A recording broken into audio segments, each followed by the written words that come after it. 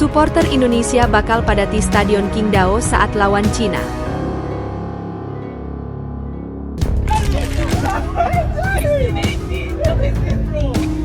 요인을 제거하고 자본 시장을 발전시키는 데 여야가 힘을 모아달라고 당부했습니다. 조한대 기자입니다. 윤석열 대통령이 오늘 국무회의에서 지난해 11월 시행된 공매도 전면 금지는 불법적인 시장 도란 행위로부터 자본시장. Media Cina anggap timnas Indonesia lebih bahaya dibanding Australia. Begini pendapatnya soal skuad Garuda.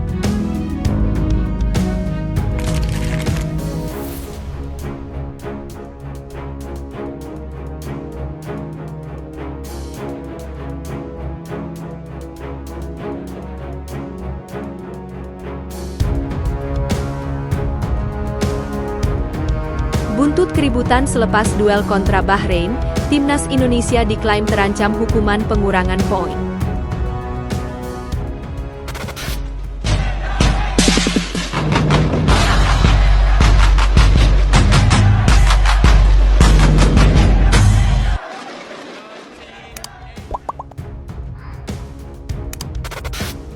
Supporter Indonesia bakal padati Stadion Qingdao saat lawan Cina. Perjuangan timnas Indonesia saat berhadapan dengan tuan rumah Cina pada matchday 4 kualifikasi Piala Dunia 2026 zona Asia dipastikan bertambah. Perjuangan timnas Indonesia dalam menghadapi tuan rumah Cina pada matchday keempat kualifikasi Piala Dunia 2026 zona Asia dipastikan semakin berat. PPI Cina siap memberikan dukungan kepada Zhai Izzes dan rekan-rekannya. Pertandingan antara timnas Indonesia dan Cina akan berlangsung di Qingdao Youth Football Stadium pada Selasa malam, 15 Oktober 2024 waktu Indonesia Barat. Anak-anak asuh Shin Tae-yong membutuhkan kemenangan untuk tetap menjaga harapan lolos ke Piala Dunia 2026. Meski bertanding di Cina, timnas Indonesia tidak akan merasa sendirian. PPI akan mendampingi perjuangan Merah Putih secara langsung di stadion. PPI adalah organisasi yang terdiri dari pelajar Indonesia yang berada di luar negeri.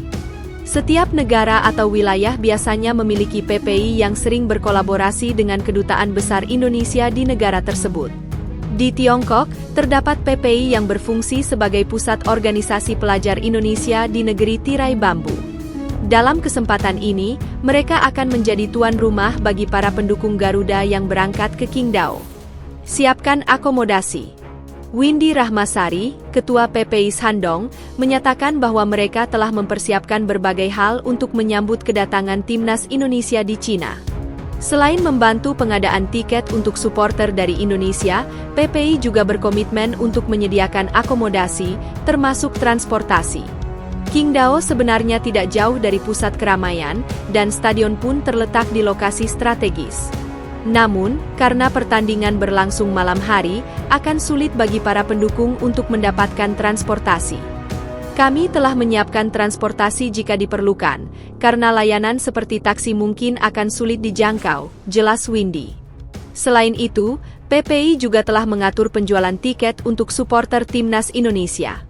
Windy menambahkan bahwa seluruh kuota tiket yang dipilih oleh CFA, Federasi Sepak Bola Cina, sebanyak 250 tiket telah terjual habis. Semua 250 tiket dari CFA yang dipesan melalui kami telah ludes, tambahnya. Semangat PPI dan WNI di Tiongkok sangat tinggi dalam menyambut kedatangan timnas Indonesia. Windy mengungkapkan bahwa mereka telah menyiapkan yel-yel penyemangat untuk para pemain asuhan Shin Tae-yong. Kemarin, saat menyambut timnas Indonesia di bandara, kami memberikan yel-yel penyemangat agar semangat berkompetisi mereka meningkat. Sebenarnya, kami hanya punya waktu 30 menit sebelum kedatangan mereka untuk memasaknya, kenang Windy. Namun kami sudah mempersiapkan semuanya. Kami juga membawa drum, bendera, dan berbagai atribut pendukung lainnya. Kami siap menjadi pendukung setia timnas Indonesia, tambahnya. Media Cina anggap timnas Indonesia lebih bahaya dibanding Australia. Begini pendapatnya soal skuad Garuda. Seorang jurnalis Cina menggambarkan timnas Indonesia jauh lebih kuat dibandingkan beberapa tim Asia termasuk Australia. Pandangan tersebut diungkapkan reporter 11an Evening News Hee Sia-olong saat mengomentari peluang timnas Cina melawan timnas Indonesia pada Selasa, 15 Oktober 2024 mendatang. Setelah mengevaluasi performa skuad Garuda di beberapa laga kualifikasi Piala Dunia 2026 sebelumnya, ia merasa tim naga akan kesulitan meraih kemenangan. Pasalnya, timnas Indonesia menerapkan gaya permainan modern di bawah bimbingan pelatih asal Korea Selatan Shin Tae-yong. Termasuk melancarkan serangan ke lawan secara mematikan meski peringkat lawan lebih tinggi dari mereka. Selain itu, skuad Garuda juga mempunyai banyak pemain naturalisasi atau lebih tepatnya pemain berdarah keturunan. Kehadiran para pemain tersebut meningkatkan kualitas tim di lapangan. Melihat laga kandang melawan timnas Indonesia pekan depan, saya merasa optimistis Indonesia tidak akan kalah. Pada dua laga pertama, Indonesia bermain imbang dengan Australia di kandang dan bermain imbang dengan Arab Saudi di tandang, kata Hee Sia-olong dikutip dari Sohu, Senin, 14 Oktober 2024. Jika dibandingkan dengan kekalahan Cina dari Australia dan Arab Saudi, dari segi gaya permainan dan hasil pertandingan, Cina tidak berada pada level yang sama. Tambahnya, Sia-olong mengaku sudah menyaksikan beberapa pertandingan timnas Indonesia. Kualitas Garuda memang meningkat drastis dengan adanya pemain keturunan. Gaya bermain mereka cukup modern, lebih modern jika dibandingkan dengan skuad timnas Cina, ujarnya. Sia-olong tidak menampik banyak suporter Cina yang berharap timnya bisa meraih kemenangan setelah kalah di 3 laga sebelumnya. Namun ia melihat dengan pola permainan tim naga saat ini, sulit melihat dasar apa yang bisa digunakan Branko Ivankovic untuk membantu Cina mengalahkan timnas Indonesia. Kita semua berharap timnas Cina bisa menang, tapi saya tidak bisa menemukan dasar agar timnas bisa menang, tegasnya.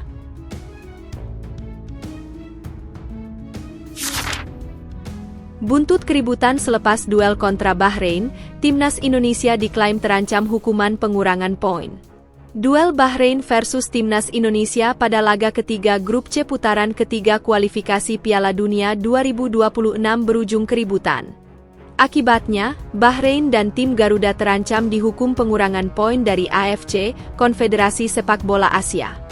Timnas Indonesia bertandang ke markas Bahrain di Bahrain National Stadium, Riffa, Kamis, 10 Oktober 2024, malam waktu Indonesia Barat. Sayangnya, anak asuh Shin Tae-yong tersebut gagal mendulang 3 poin penuh. Sempat unggul 2-1, timnas Indonesia harus puas bermain imbang 2-2 melawan Bahrain. Sepasang gol tim Garuda dicetak Ragnar Oratmangoen pada menit ke-45 dan Rafael Struijk menit ke-74. Adapun 2 gol timnas Bahrain diborong Mohamed Marhoon, 15-99. Kegagalan timnas Indonesia memetik kemenangan tak lepas dari keputusan kontroversial wasit asal Oman, Ahmed Al-Kaf. Sang wasit memberikan waktu tambahan babak kedua yang tak sesuai dengan petunjuk dari ofisial keempat. Padahal wasit keempat, Kasim Al-Hatmi, memperlihatkan papan petunjuk waktu tambahan hanya 6 menit. Namun, wasit Ahmed Al-Kaf tidak meniup peluit berbunyi panjang tanda laga usai pada menit ke-96. Timnas Bahrain lantas menyamakan skor pada menit ke-99. Selepas gol kedua Mohamed Marhoon, Ahmed Al-Kaf baru menyudahi duel pada menit ke-90-11. Selepas pertandingan, keributan pun pecah di pinggir lapangan. Sejumlah pemain timnas Indonesia, termasuk Shane Patinama, terlihat emosi dengan wasit berkepala plontos itu. Bahkan, petugas keamanan sampai harus memberikan perlindungan kepada wasit Ahmed Al-Kaf untuk masuk ke ruang ganti. Selepas duel kontra Bahrain, timnas Indonesia akan berhadapan dengan Cina pada laga keempat grup C putaran ketiga kualifikasi Piala Dunia 2026. Duel kedua tim bakal bergulir di Qingdao Youth Football Stadium, Selasa, 15 Oktober 2024, malam waktu Indonesia Barat. Sebelum duel tersebut bergulir, media Cina, Sohu, mengklaim Bahrain dan timnas Indonesia terancam mendapatkan hukuman dari AFC, buntut dari keributan yang terjadi. Selepas pertandingan, pemain timnas Indonesia yang marah dan pemain Bahrain terlibat konflik sengit. Bek pengganti Shane Patinama bahkan melontarkan gestur kasar ke arah wasit, tulis Sohu. Demi menguasai situasi, aparat keamanan akhirnya turun ke lapangan untuk memisahkan para pemain yang terlibat konflik. Akibat buruknya konflik antar pemain Indonesia pasca pertandingan, kemungkinan besar AFC akan memberikan hukuman kepada kedua pihak yang terlibat dalam insiden tersebut. Kedua tim akan menghadapi pengurangan poin penalti yang berat dari AFC. Jika timnas Indonesia dan Bahrain mendapatkan pengurangan poin, Cina kemungkinan besar akan bangkit dari ketertinggalan dan menempati peringkat 4 besar grup sehingga lolos ke babak playoff, lanjut media tersebut.